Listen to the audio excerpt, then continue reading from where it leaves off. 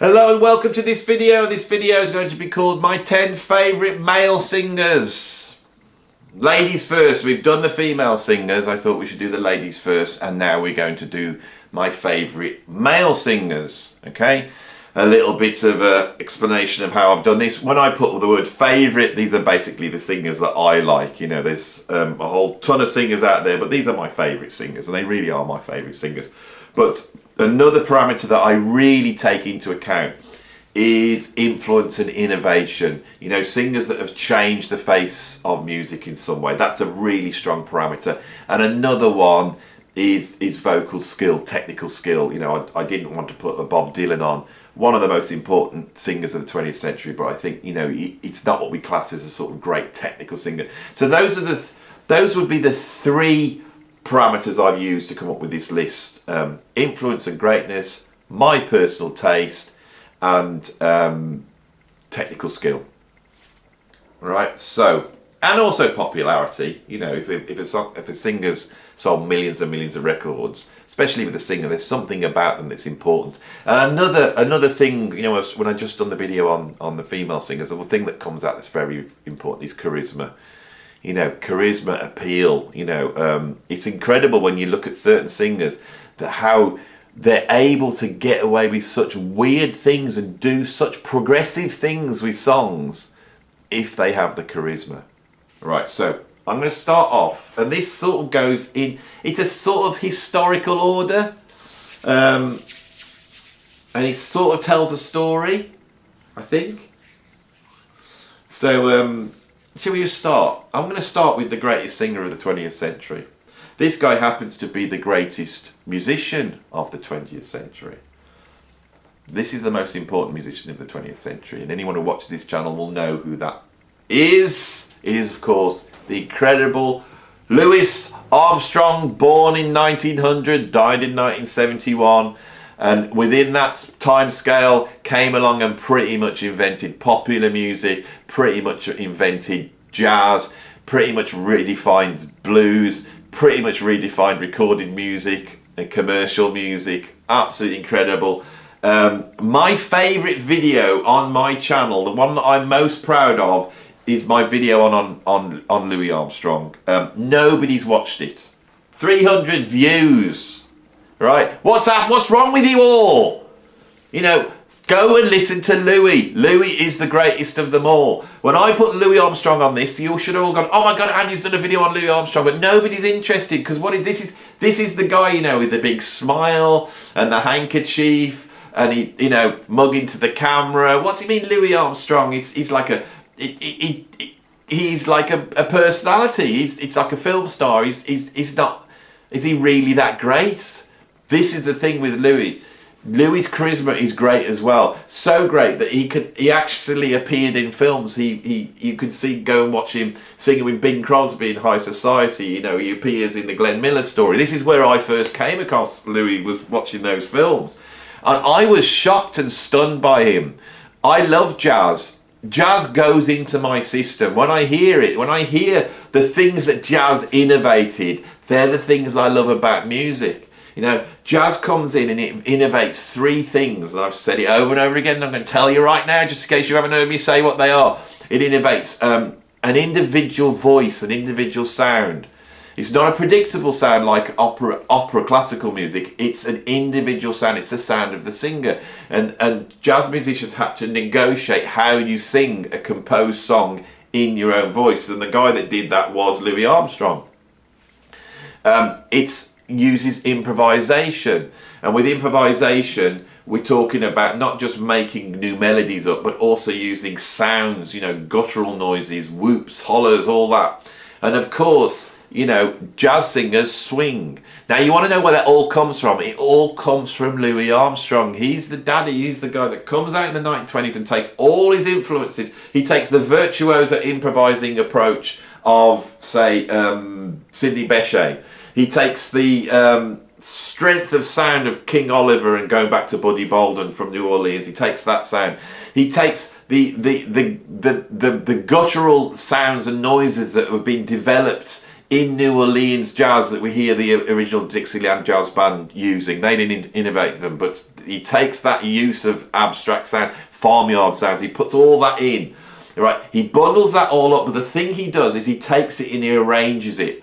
He's the genius is there when recorded music starts, and he's the genius that understands that all this mad improvised stuff needs to be honed down. And a big thing that's really interesting with Louis is he doesn't just do that on the trumpet, he starts to sing. Why does he start to sing? Because he's got something to say. Now, Louis has not got what we would call an established, great voice. He's not a Bing Crosby, he's not a Frank Sinatra. He's got this guttural, noisy voice, but he's able to sculpt that into something absolutely incredible.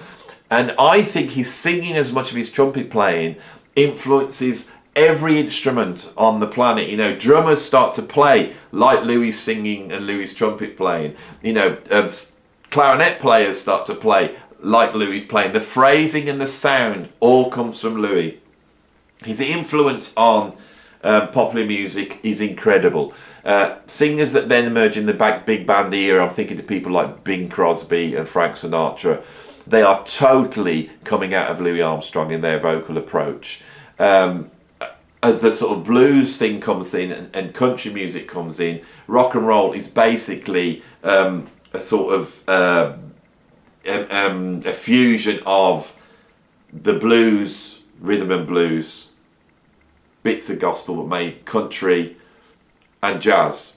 And the vocal approach that comes from jazz, which comes through sort of Bing Crosby, Frank Sinatra, to someone like Elvis Presley, that has its roots in Louis Armstrong. So Louis Armstrong is the base, it's the place we start with looking at male singers. That's who I've got number one. The other singers I think that emerge in the 20s and the 30s that are very, very important are the blues singers, especially the sort of Delta blues singers and this sort of country acoustic blues singers. The two, monumental masters of this in the 1920s would be Blind Lemon Jefferson and Charlie Patton. I didn't choose those for my list. There's so many singers, and I thought, well, how about what about Robert Johnson? Because Robert Johnson then brings in this sort of virtuoso, high, plaintive, shrieking blues voice, which is completely different to a Charlie Patton. Gets that sort of guttural blues sound, which of course is going to influence all the great rock singers like Robert Plant. I thought, shall I put Robert Johnson? I thought, no, I'm just going to have to go to my favourite here. This is really my personal taste. My favourite blues singer, without a doubt, one of the greatest male voices of the 20th century, is Skip James. Skip James was born in 1902. He died in 1969. He recorded on Paramount Records in, I think, the early 30s, late 20s. Recorded some really incredible stuff. And a bit like Robert Johnson, he had a local following. And then when, people like Alan Lomax went searching for these genius blues artists, people rediscovered him, and by the 1960s he was sort of still alive. This is one of the interesting things with Skip James. He hadn't died. It's a bit like someone like Son House. He was still around in the 60s when the blues boom happened. If you think of a band like Cream, they do a tune called I'm So Glad. That's a Skip James tune, and he was brought back. His 1960s recordings are incredible, and you just hear this voice. And this voice is that plaintive voice that we associate with someone like Robert Johnson. But of course, Skip James is going back to at least a contemporary of Robert Johnson, if not earlier than that. And I think that of all the blues artists, Skip James has an absolutely unique, spiritual and yet profane approach. He really is one of my favourite male singers, and he's got a vocal sound that goes straight into my system. I understand it, and so if you've not heard Skip James, go and check him out now and listen to that voice. What a voice, right? So we've got jazz and blues, haven't we? We've got jazz and blues that develops into big band jazz, swing. Swing, of course, is the first popular music in recorded history. It's rock and roll before rock and roll happened.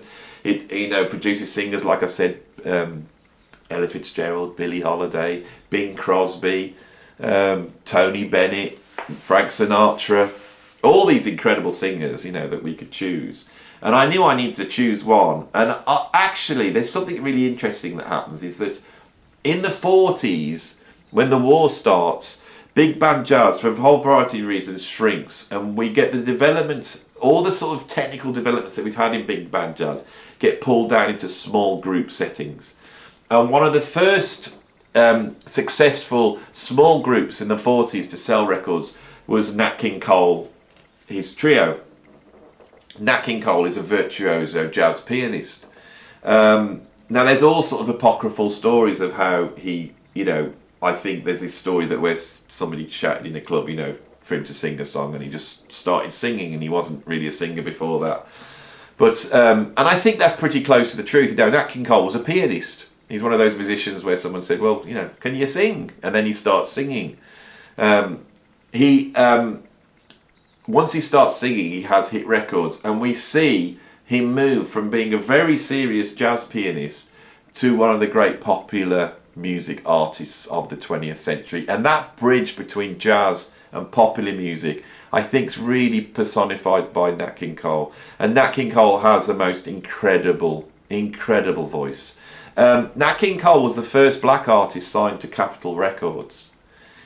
He's one of the first black artists to, really achieve mainstream, middle-of-the-road success.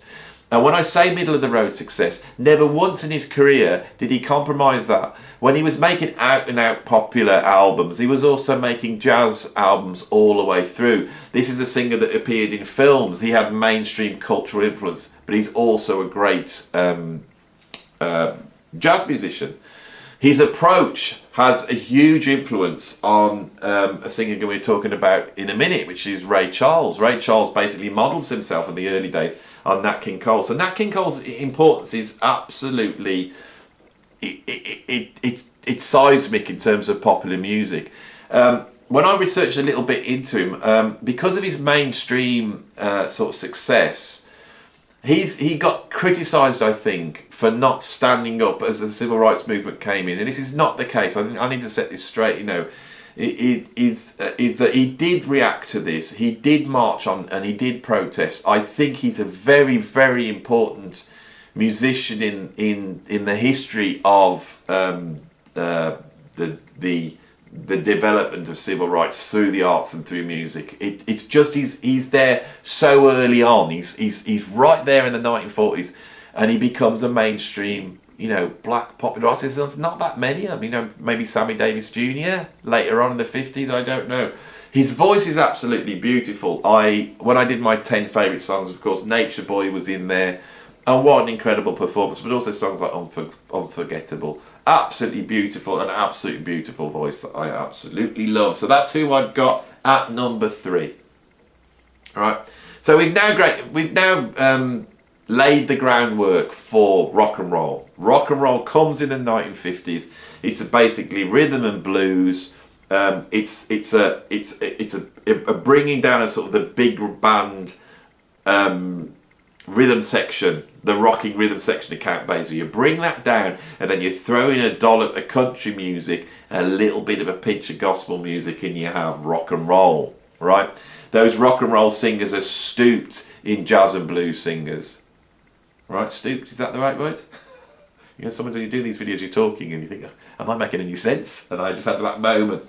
So who have we got next? Well, I've got, one of the greatest singers of the 20th century, one of the greatest rock and roll singers, one of the greatest rock singers, and that's, of course, Little Richard. I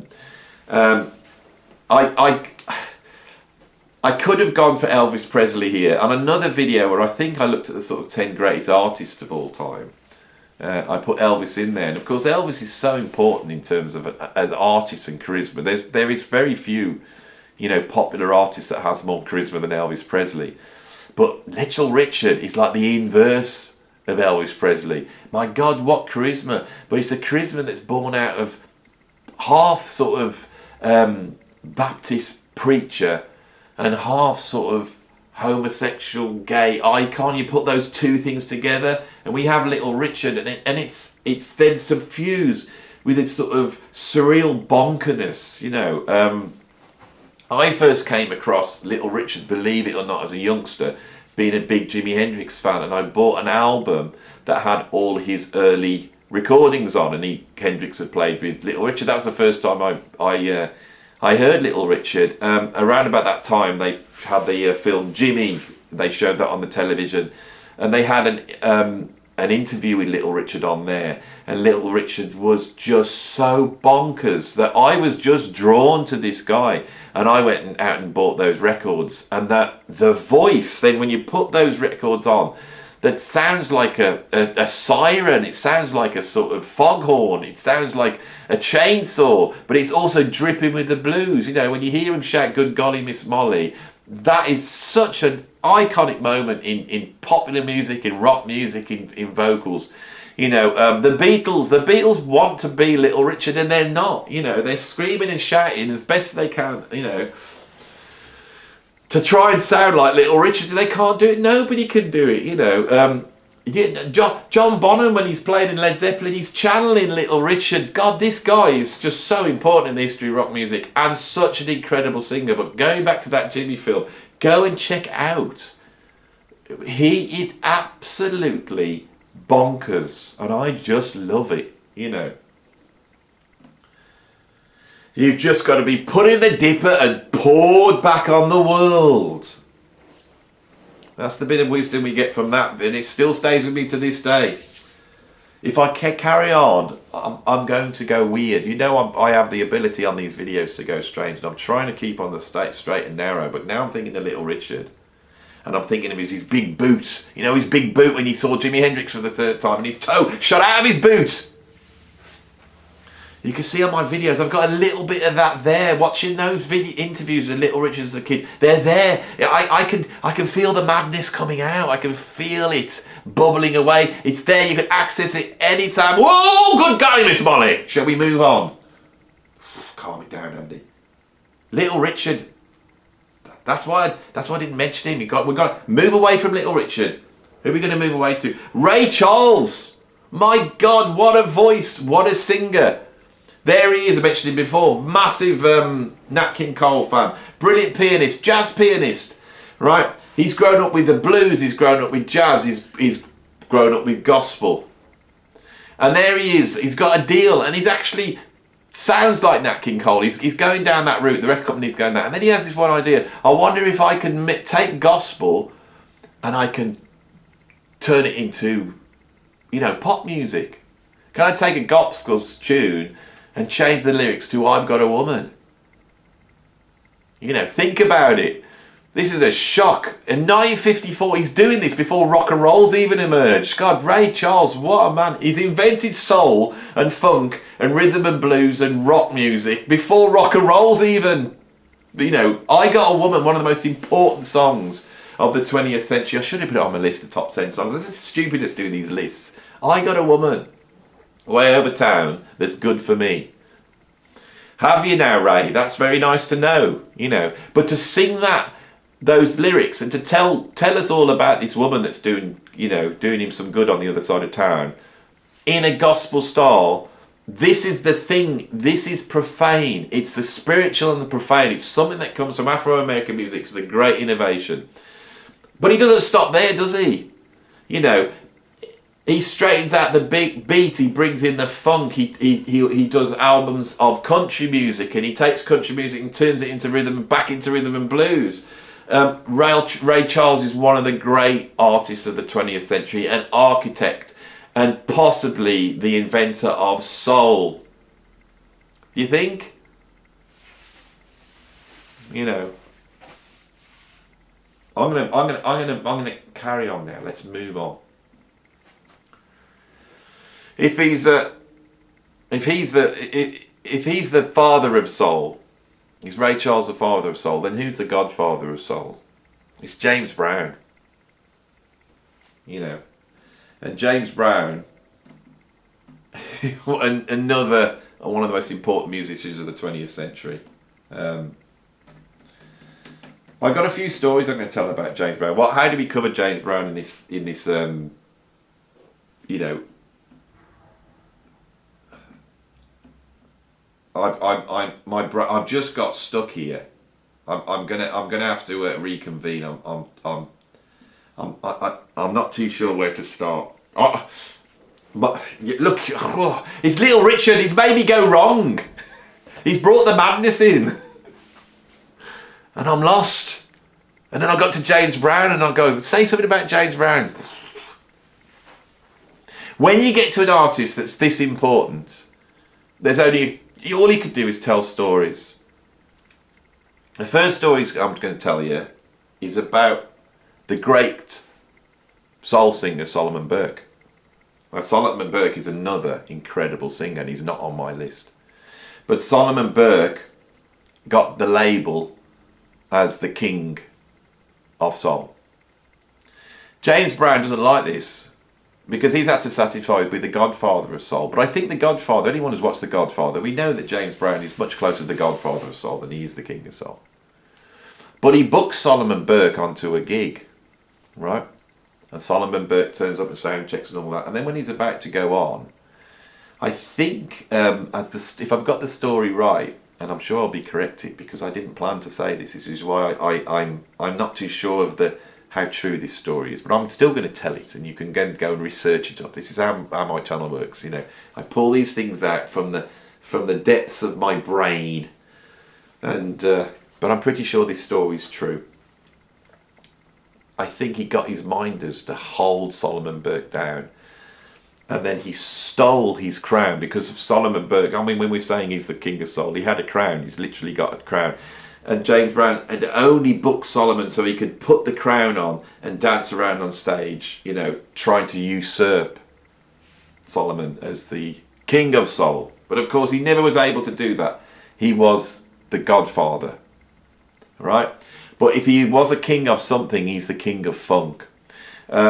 James Brown really comes out of soul. He is not an innovator there, but he has, you know, some incredible, you know, soul records in the late 50s come out, you know, like Please Please Me, and then he has those hit records. The other story I'm going to say is about in 1967 when he turns up to record the studio and his band, which is a crack band full of incredible jazz musicians, are jamming on Miles Davis's So What. Now, Miles Davis's So What is a modal tune. It's got no changes. It just got no chords. It just stays in D minor, and then at one point it moves up to D sharp minor, or something like that. Anyway, but the vast majority, it's a riff-based modal tune. Now, if you listen to all popular music now, most popular music is riff-based modal tunes. It's not chord progression-based. Or if it is chord progression-based, the chords are much more smaller in their function, maybe just 4 chords going round. So he turns up and he hears his band jamming on So What? And it's morphed into that, and that brass section is playing the So What. He grabs the mic and he records one of the most important tunes in the history of popular music, which is Cold Sweat, which pretty much invents funk, right? And his great innovation is all he does is he takes that innovation from Louis Armstrong that we started right at the beginning of this video with this idea of guttural sounds and noises and shrieks and hollers and shouts, and he basically just fills the record up with that, right? And in doing that, he really sets not only the groundwork for all the funk and soul and riffing that we're going to hear, but all the screaming and shouting that eventually is going to crop up in like death metal. This is the breadth of James Brown, and it's really hard to discuss it. A man with an ego, a man that was willing to steal Solomon Burke's crown, but also a man savvy enough with enough charisma to be able to record and put out a record like Cold Sweat and change the face of popular music forever. Oh, shall we move on? Sorry about the brain freeze. You know, everyone who comes and watches these videos knows where I'm coming from with this. Is that you know, my whole shtick is that I make a list and I start talking about it, and whatever happens, happens. You know, whatever comes out of my mouth is what comes out of my mouth, and that's what you have to have. So we're still going, aren't we? You know, if you watched any other YouTuber, they would have had a big cut then. But I do apologise for the It's happening again. Because I've just looked at the next one on the list. How am I supposed to talk about this guy? Right? The greatest rock singer of all time. One of the most important, iconic musicians, singers, frontmen ever. The originator of the sort of cliche of the rock singer. This is this guy. But also my old employer. The guy that I played drums for between the 1997 and 2001. My old boss. One of the greatest singers of the 20th century. And my old mate, Robert Plant. Right, so what do I say about Robert? I've done a ton of videos on here about Robert, and that's it. Why is he so important? What makes Robert so important? You know, what is it about him? It's very difficult for me when it comes to Robert to become objective about him. Led Zeppelin were my favourite band. You know, Led Zeppelin represented something that was beyond all the other rock bands, and it's very hard to say what that was. You know, why they're so important. Nowadays, they've achieved a legendary stage. It's almost difficult to talk about them, you know, with any sort of critique, because everything they did is now legendary. You know, we talk about Led Zeppelin in hushed tones. They have really weathered history and come out very well. I think Robert is a British musician who was able to take a whole bunch of American influences, most importantly Delta blues, country blues, Robert Johnson, Skip James, all those types of singers. He's able to take that and also take West Coast psychedelic garage music that's happening in the 60s. We think of things like The Doors and Moby Grape and Love and all those sort of bands, you know, the Byrds.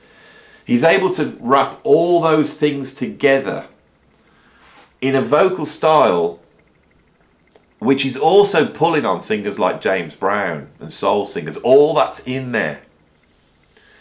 So I think before that, rock singing is very much, what is it? It's Jack Bruce in Cream, it's Hendrix, it's the Beatles. There's a blues singers, we got Rod Stewart, we got singers like that. But Robert's, that high voice, which is really coming out of James Brown, it's really coming out of Robert Johnson and Skip James. That extreme high vocal approach is only going to work in the right context. And that context has to be a band that is set up to be at once meaty and bassy, right? The minimalist, deep, you know, relatively simple bass lines of John Paul Jones along the thunderous, you know, cannon-like drums of John Bonham. You know, imagine that as your bass, that great meaty. Well, you can't have that unless you've got these two sparkly, bright voices that work absolutely beautifully together. You know, Jimmy Page and Robert Plant. It's a match made in heaven. When you listen to them improvising, you hear that Robert is continually weaving around Jimmy Page. This becomes the blueprint of rock. You know, people like Ritchie Blackmore have stated that, you know, after Zeppelin came out, they went searching for an Ian Gillan. You know, that they wanted that good-looking sort of Nietzschean character up front with the flowing long hair and the incredibly high voice that they could then weave around his guitar playing. It's a carbon copy of it. We hear Black Sabbath doing the same type of things virtually straight away. This is the great innovation that I think Robert brings to music. And he cuts a shape. You know, he's all about shapes because he studied all these rhythm and blues and soul singers. And in the way that James Brown would cut a shape on stage, so does Robert. And he was very aware of that. And I know when I played with him, he was very aware of that. You know, this is a guy that spent a lot of his time stood next to somebody doing some long-winded jam and having to dance and move and all this type of stuff. And to believe me, that is very rare I teach music and I teach singers, and you meet a lot of incredibly great singers on your travels as a music teacher, but how many that can come up and cut shapes and move and do what Robert Plant does, you know, all that trouser work that he does, you know. Trouser work is not easy, and he's the absolute master of trouser work. Robert, my old boss, what an incredible singer, what an incredible voice. Led Zeppelin, I felt, were never like a songy band. It was much more about them as an idea. I think once Robert went solo, he has really deeply pursued the song, and he's really gone into sort of the history of American song, right? The three chord song and how that works, you know, gospel, blues, country, folk music, and he's been able to recognise the link to North African music and, you know, little bits of Indian music, but more North African music, and he's been able to put all that together in recent times. Also going deeper into country music, and I think more recently his voice has changed, and he is now a great singer of songs, which he never was in the early days. And so that breadth we have to acknowledge, you know. Playing with him and hearing him sing so often, I realised how important Elvis Presley was to his vocal approach. That was something I picked up, you know, playing with him. Anyway, I could talk about Robert, as you know, because I'm very proud to have played with him. And I'm still, at 54 years old, I have to wake up and go, my God, I played with Robert Plant. So I do go on about it a bit, I know that. But wouldn't you? Right. Number 8. Who have I got at number 8? At number 8, let's see. Why do I try and do these things off the cuff? It's never going to happen. It is going to happen. Let's pull this one out here. I saw it when I walked in. It's sticking out. I've stopped pulling albums out. One of the greatest rock albums, one of the greatest singers. There we have Soundgarden. Chris Cornell. What a singer. Let's move Robert aside. Let's just move Robert aside, put him out of the way. Right, so we put Robert over there. Who's the greatest rock singer of all time? You know, who is it? Chris Cornell had those chops. He had that scream, he had that projection that all great rock singers have, and that's really come from Robert.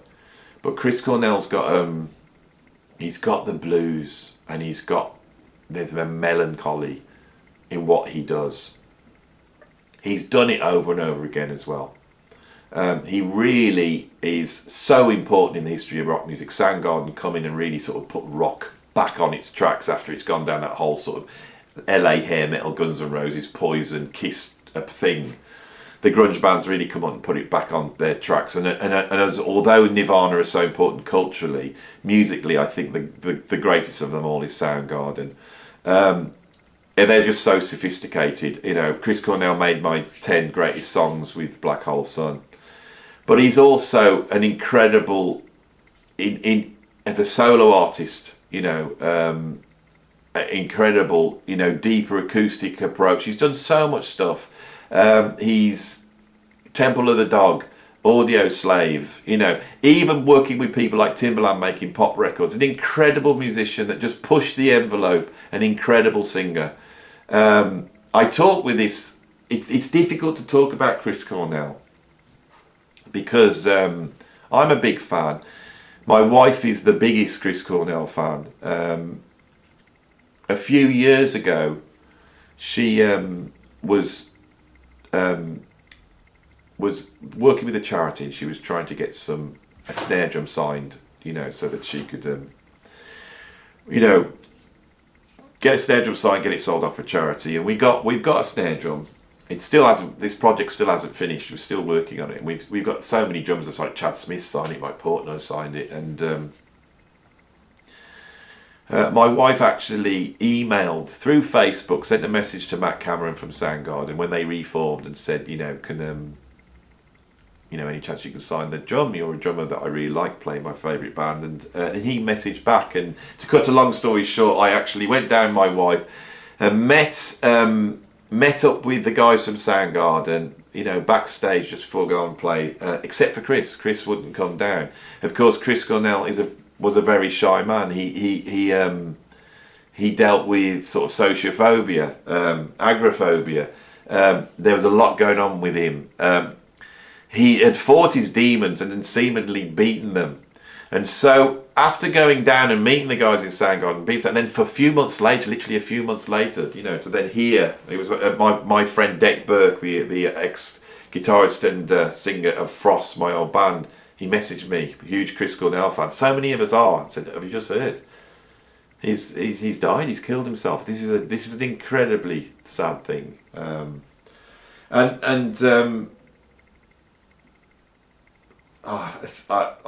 gone from the surreal and silly with Little Richard to I'm getting a bit depressed now.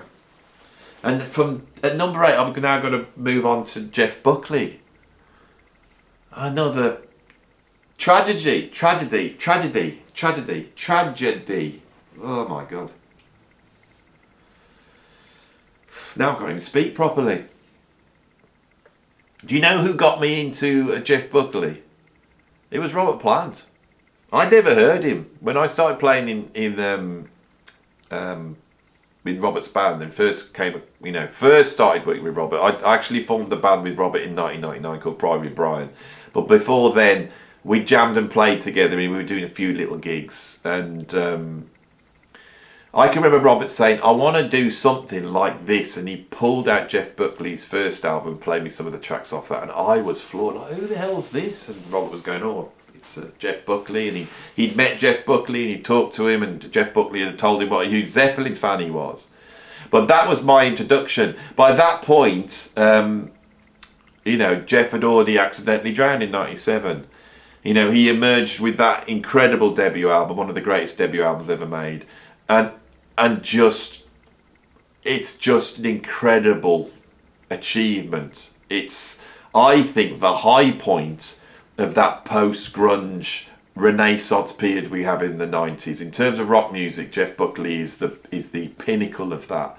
And he brings in all those influences, not just grunge and rock music, but also the Beatles, and he brings in Billie Holiday, Leonard Cohen, classical music, opera, Zeppelin, prog. It's all on that first Jeff Buckley album, which is called Grace. And then he's gone. We've got bits and bobs and demos and half, finished ideas that still showed what a genius he was. But one of the things with Jeff Buckley was his incredible vocal approach. This guy could just soar. He could swoop. He takes a record by a great songwriter who's not a great singer, which is Leonard Cohen. And out of that, he is able, with his just electric guitar and a mic, to totally reframe that song. So it becomes one of the most important vocal songs, of the 20th century, which is Hallelujah. So that's who I've got at number 9 is Jeff Buckley. Right, so we're nearly at the end of this video now. I'm on to my number 10. Right, and I knew that I have traversed a sort of, with my female singers video, I've traversed from sort of jazz and blues through to popular music, soul and R&B. That's the route we went through with the female singers. Here, we've traversed through jazz and blues to rock and roll to soul, but then through James Brown into rock music, and we've ended up with Jeff Buckley and Chris Cornell on my list. There's one singer that just stands apart from all these other singers for me, and I had to put him on the list. And I got someone else in here. I won't say who I've scrubbed off, but I had to put this person in because this is just one of the greatest male singers there's ever existed. And we're talking here from a technical level, but also from an artistic level. At number 10, I have Bobby McFerrin. I really want to chat about Bobby McFerrin here on my channel. This channel is devoted to jazz, fusion, jazz rock, and prog. Right? Bobby McFerrin is all of those. He really is all of those. What we have with Bobby McFerrin, if you don't know who he is, he's a virtuoso male jazz singer who has taken beatboxing and scatting and other vocal technical approaches, and he's been able to bring that all together where he operates like another instrument in the band, right? But this gets nowhere near explaining the breadth of Bobby McFerrin. I first came across Bob McFerrin when I bought the Weather Report album Sporting Life, and on there, throughout that, there was this singer who was mimicking saxophones and trumpets and bass lines, slap bass line percussion all the way throughout this album. What the hell's this? What's going on here? This is a musician that's operating like a musician. Sorry, a singer that's operating like a musician in the band. Absolutely incredible virtuoso stuff. So I went and checked him out, and I then heard him doing solo vocal improvisation. Now, improvisation is key. Whenever I watch a concert by Bobby McFerrin, it's not the vocals that are the innovation for me. It's the depth with which he adheres to the principle of improvisation. If you watch Bobby McFerrin, he really believes in improvisation as the great artistic driver, aesthetic driver of creativity. I also believe that this is the case. You know, this is why my videos are like the way they are. You know, I come out here and I riff. I don't prepare. I don't know what I'm going to say about Bobby McFerrin. I don't know that I'm about to now do a big polemic about improvisation and tell you that improvisation is creativity, right? The creativity and improvisation, that those two terms can be swapped around. You know, if you're walking down the road, right, and your button pops off your trousers and they're about to drop on the floor, you're going to get creative and you're going to improvise, and those two things are going to hold hands like this, and you're going to do both. And in that is basically the center of what human beings are. Everything is rooted in improvisation, right? And the thing with Bobby McFerrin is, Bobby McFerrin, you feel that this is almost like a religious, spiritual, and not religious, it's a spiritual connection that he's got to improvisation. That you feel that it's almost like it's a celebration and a worship of being alive, and being able to take that thing that we've all got, our voice which at once can talk and communicate, but it can also sing and make music. It can shout, it can express our emotions. And for all his virtuosity, there's a humanity when you watch Bobby McFerrin live, where he will walk into the crowd and he will start doing duets with singers that aren't trained singers, and he will create music out of them, as though music's there to be plucked out, as though that, you know, we are surrounded by all the time this connection to the universe, and we can talk to this universe, we can speak to it, we can sing with it, we commune with it. That is the very essence of being alive. Singing is the very essence of our experience as human beings. To sing and shout, to talk, to commune with this experience that we do not understand, to commune with the infinite, the very consciousness state that we exist in, that we don't understand, right? And we're never going to understand. But the question is can we commune with it? Can we talk to it? Can we walk out the room and go, oh my God, it's a beautiful day today. Oh, it's a beautiful day. And in doing that, it's basically praising, whether you are a believer or not a believer. We all do this. And we all do this when we sing, and that's connected to improvisation. And I feel it so strongly when I hear all the great singers, right? And you hear me, I've gone into preacher mode again. All the way through this video, it's been there. I've been channeling it. Little Richard, it's there. And I'm channeling it the whole time. It's in the tone of my voice. I'm talking, I'm singing, I'm shouting. Right, this is this communication we have with the world around us, which is beyond just us talking to our friends or our parents. You know, it's about talking to the world. It's about singing to the world. Singing is something that we can all do, and yet it's all beaten out of us, isn't it? It's all beaten out of us. Right? Even with the great democratization that happened with popular music with singers like Bob Dylan, where we've been shown that anybody can sing a song. Right? You can go from virtuosity through to just someone singing a lullaby to their child. It's all the breadth of music, and Bobby McFerrin encompasses all that. He's also recorded one of the big hit records that's actually gone into mainstream culture. There's a few jazz musicians that have done this, where they've been able to have hit records that have gone into mainstream culture. So it's not some obscure virtuoso jazz musician. You can go to virtually anybody and go, "Have you ever heard of Bobby McFerrin?" "No, I don't know who he is." "Oh, you must know his big song." "Oh, what song's that?" "Don't worry, be happy." "Oh, that one. Did he do that one?" "Oh, yeah, he did it." Now go back and listen to it, because that song, which crops up in all sorts of films, and it's a sort of novelty song, isn't it? Go and have a listen to it. Right? What you hear is a song where every single sound on that record's Bobby McFerrin. Every single bit of it.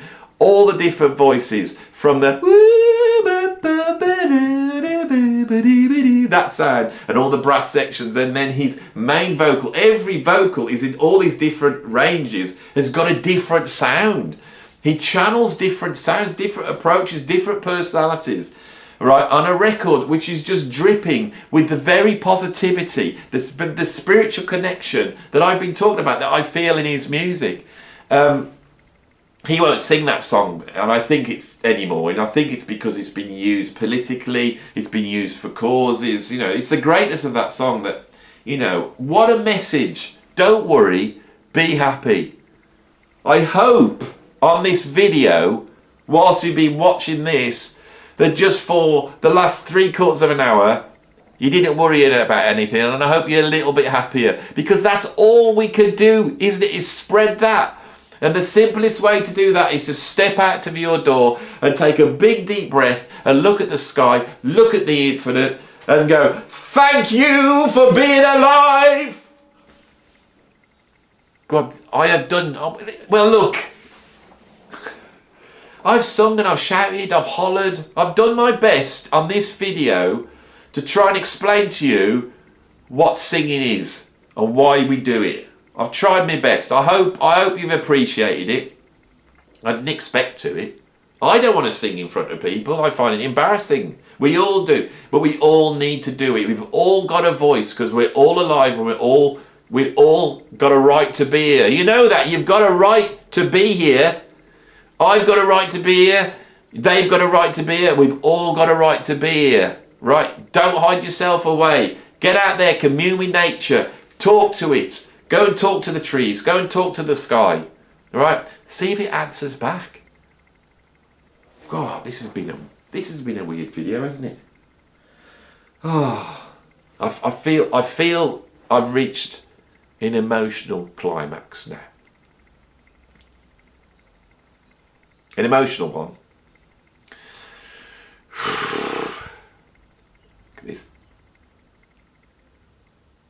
You won't be able to hear that, but there's bird song. We're in the depths of winter here. When I recorded this is January the 7th or something, and it's been bleak and cold, but today I've come out and it's warmer and it's sunnier. And as I went into that calm after the storm of me shouting and screaming, I can hear in the background the beautiful tweets of birds singing. Now I can hear my kids shouting and arguing. I don't think you can. Turn it up really loud. The thing is, I'm sat in here. There's no noise. It's complete quiet. Except for the birds, cars. All right. Now this is a meditational technique that I've used quite a lot. If you do get stressed and you just want to still your mind, if you've ever tried to meditate and you sit there and go, right, empty your mind. Now I'm thinking about emptying my mind. Oh God, I'm thinking about that. Now I'm thinking about emptying, and all that thing that goes on. One thing you can do is just to be still and quiet and just name the things that you hear. And I can hear my wife shouting at my kids. That's what I can hear when I do that now. I want it to be bird song. I wanted to be the ethereal sounds of nature reminding me of my place in the world. That's what I wanted it to be. I didn't want to have a domestic, problems going on in the background. And I was about to make a point and it's gone. Oh, I was building up to something good then. What does happen if you just sit there and listen? Right? You hear the birds singing. I've lost it. It all means nothing really, doesn't it? It can't. There's things you cannot speak about. But yes, that was the point I was going to make. It wasn't a big spiritual point. It was that bit in the video where I know there's only 3 or 4 people listening and they've got right to the end, and it's almost like I'm just having a chat now. And he's made his points. Now he's just chatting. He's just having a little bit of a ramble. He don't want to switch the camera off, I enjoyed that, you see. I enjoyed that. I got to sing. But anyway, sometimes when I get back in and I put my videos on, can you hear a little noise, like a little whirring noise? There's like a sound on my videos. In here, I can't hear what it is. And I apologise for that. I really do. But these are a bit do-it-yourself. Heath Robinson, my videos are. Heath Robinson. One of the great figures of the English aesthetic. I'm going to do a video on the English aesthetic soon as well. So I'm just letting you know where we're going. Going to get weirder, more spiritual, more philosophy, more like English stuff about aesthetics. That's where we've got to go this year. I can't just sit here doing top 10 progressive rock videos. I was working on the 10 greatest progressive waistcoats, and I think Ian Anderson's going to win that. So, what can I do? Anyway, I'm just rabbiting. If you like this, like it. If you want to subscribe. If you want to know more, then press the notification bell, all right? And if you want more of this weird stuff, because I'm going to switch off now. I've done my 2 videos. I've got my next week's videos done now. I'm now going to do a Patreon video, and I'm starting here right now. You can see how weird I've worked myself up into a surreal, weird place, and I'm going to carry on, and it's going to be on my Patreon. So if you want to come over and see what I talk about next, then pop over, and there'll be a video there called Andy's Surreal Follow-Up Video. That's what I'm going to call it. Andy's Surreal Follow-Up Video. And I'm going to carry on talking. I'm going to talk about spirituality and nature. That's where we're going. That's what I want to talk about. All right. See you on the next video. Thanks for watching. Bye.